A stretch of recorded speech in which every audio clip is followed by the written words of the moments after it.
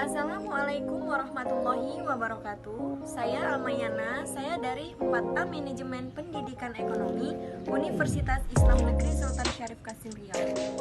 Nah, di sini saya akan menjelaskan tentang perdagangan luar negeri pada masa COVID-19 di negara Indonesia.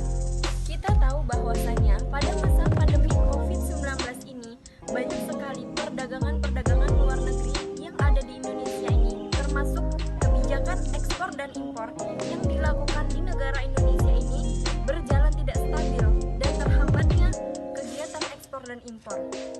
Nah, dengan begitu kita tahu bahwasanya negara Indonesia ini banyak sekali mengimpor barang-barang dari negara luar seperti negara Cina, Tiongkok.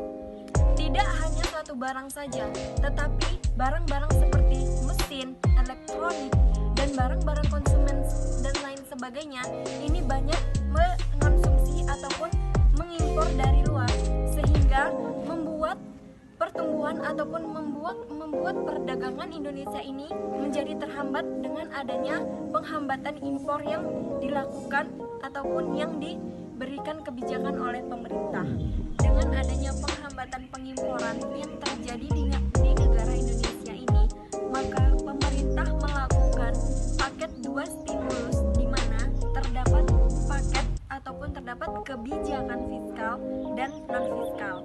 Tetapi pada dasarnya, untuk meminimalisirkan penghambatan pengimporan yang terjadi di negara Indonesia. Penghambatan pengimporan yang terjadi pada masa pandemi COVID-19 pada negara Indonesia ini sebesar 10,53 miliar dolar Amerika. Sangat sudah tinggi sekali.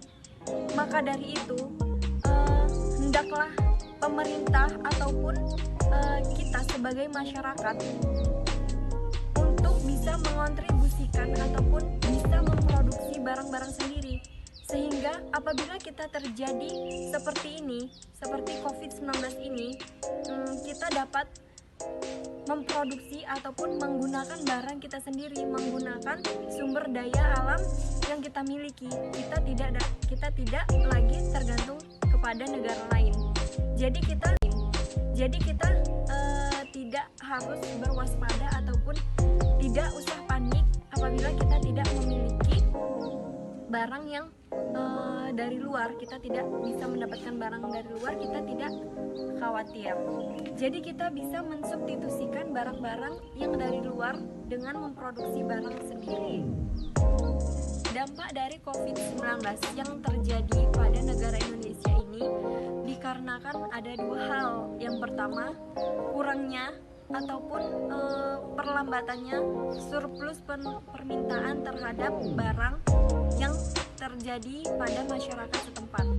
Yang kedua yaitu adanya social distancing ataupun pembatasan yang berskala besar, sehingga dengan adanya pembatasan dan kurangnya permintaan terhadap suatu barang, maka perdagangan luar negeri ini juga akan semakin terhambat karena adanya COVID-19 seperti ini.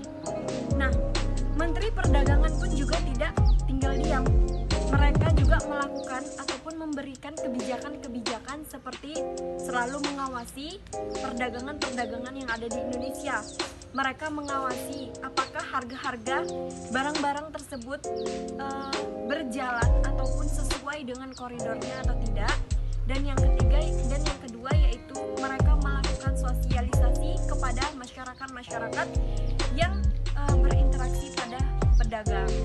Dengan adanya sosialisasi ataupun dengan adanya keterbukaan antara kementerian dan pedagang-pedagang ini akan bisa memberikan solusi bagaimanakah perdagangan luar negeri ataupun perdagangan Indonesia ini menjadi stabil kembali.